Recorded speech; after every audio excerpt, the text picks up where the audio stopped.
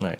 But No, so when you say coding, I think a lot of people, essentially, especially for generalists like us, they've talked about coding being the one skill that can really, it's important for everybody to have. It's almost a 21st century skill now. Some people have actually learned it and really put in the work.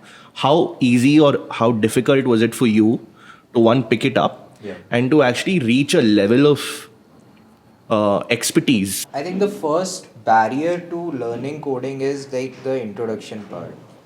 When you sort of get introduced to coding, it seems very complex because there are these numbers and words that you haven't seen before, and you are using them in a weird fashion, like why this bracket, why this, that, why this semicolon and everything.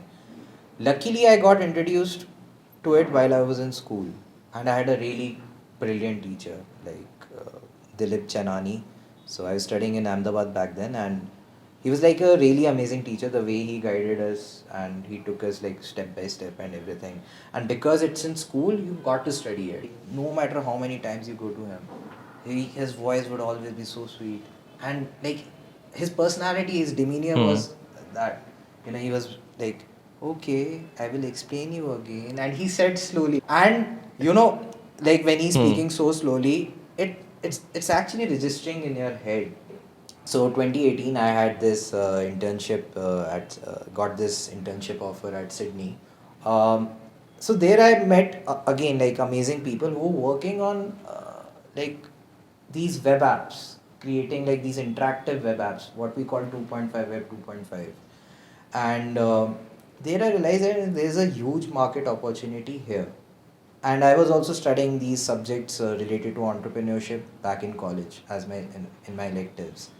And that's when I realized maybe this, like I'm good in coding, maybe I should deviate my energy from machine learning to maybe creating something more tangible, virtually more tangible.